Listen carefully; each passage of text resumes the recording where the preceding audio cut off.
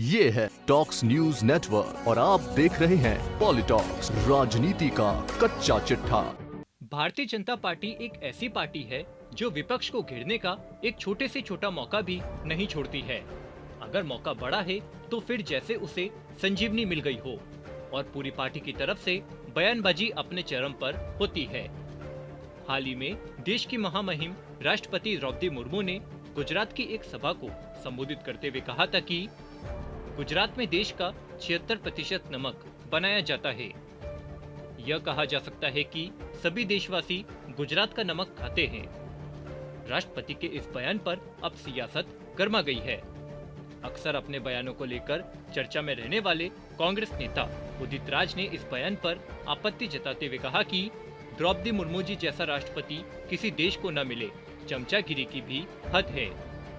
कांग्रेस नेता के इस बयान पर बीजेपी बौखला उठी और कांग्रेस को आड़े हाथ लिया। बीजेपी ने कहा कि कांग्रेस की आदिवासी विरोधी मानसिकता को दर्शाता है। दरअसल बीते सोमवार को राष्ट्रपति द्रौपदी मुर्मू गुजरात दौरे पर थी। इस दौरान उन्होंने साबरमती आश्रम में महात्मा गांधी को पुष्पांजलि अर्पित की। वहीं राज्यपाल आचार्य देवव्रत द्वारा आयोजित अभिनंदन कार्यक्रम को संबोधित करते हुए राष्ट्रपति ने कहा कि लोग अपने कठिन परिश्रम, समर्पण और समाज सेवा को लेकर दुनिया भर में जाने जाते हैं। गुजरात में देश का 76% नमक बनाया जाता है। यह कहा जा सकता है कि सभी देशवासी गुजरात का नमक खाते हैं। राष्ट्रपति द्रौपदी मुर्मू के इस बयान के बाद से देश की सियासत गरमाई हुई है। हालांकि राष्ट्रपति ने कुछ गलत नहीं कहा, लेकिन कांग्रेस नेता उदित राज ने महामहिम के बयान पर आपत्ति जताते हुए विवादित बयान दिया, जिसके बाद से देश की सियासत गरमाई हुई है। कांग्रेस नेता उदित राज ने बुधवार देर रात ट्वीट करते हुए लिखा कि द्रौपदी मुर्मू जी जैसा राष्ट्रपति किसी देश को न मिले, चमचागिरी की भी हद है। कहती है 70% लोग गुजरात का नमक खाते हैं। खुद नमक खाकर जिंदगी जिए तो पता लगेगा। बस फिर क्या था, बीजेपी को बैठे बिठाए कांग्रेस को घेरने का मौका मिल गया। बीजेपी के राष्ट्रीय प्रवक्ता संबित पात्रा ने कहा कि जिस प्रकार का शब्द उन्होंने राष्ट्रपति जी के लिए प्रयोग किया है वो चिंताजनक है। ये कोई पहली बार कांग्रेस ने इस प्रकार के शब्दों का प्रयोग राष्ट्रपति जी के लिए नहीं किया है। इससे पहले अधीर रंजन चौधरी जी ने किया, वो भी हमने सुना है।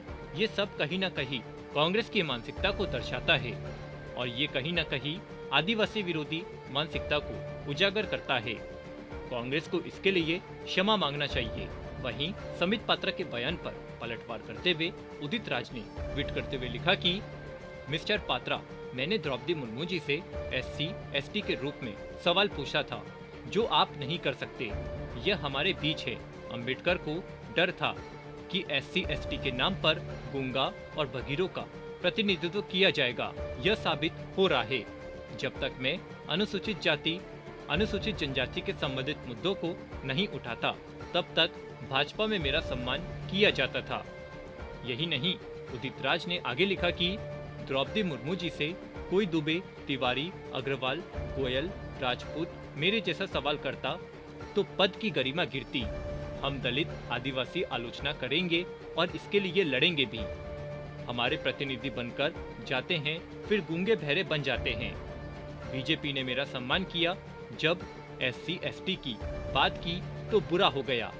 वहीं बीजेपी प्रवक्ता शहजाद पूनावाला ने कहा कि उदित राज पहली महिला आदिवासी राष्ट्रपति के लिए अस्वीकार्य भाषा का इस्तेमाल करते हैं।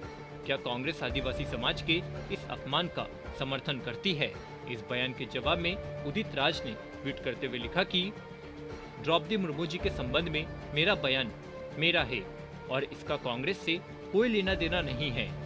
उनकी उम्मीदवारी और अभियान आदिवासी के नाम पर था। इसका मतलब यह नहीं कि वह अब आदिवासी नहीं है। मेरा दिल रोता है कि जब SC/ST उच्च पद पर पहुंचते हैं तो वे अपने समुदाय को छोड़ देते हैं और मां बन जाते हैं। उदित राज यही नहीं रुके।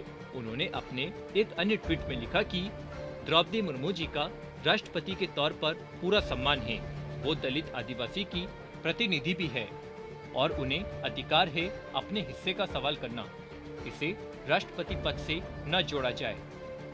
वहीं उदित राज के विवादित बयान पर कांग्रेस से भाजपा में आए जितिन प्रसाद ने कहा कि उदित राज जैसे नेताओं को अपनी टुच्ची राजनीति से ऊपर उठना चाहिए।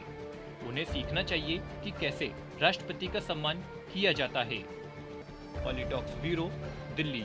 ये है टॉक्स न्यूज नेटवर्क और आप देख रहे हैं पॉलिटॉक्स, राजनीति का कच्चा चिट्ठा।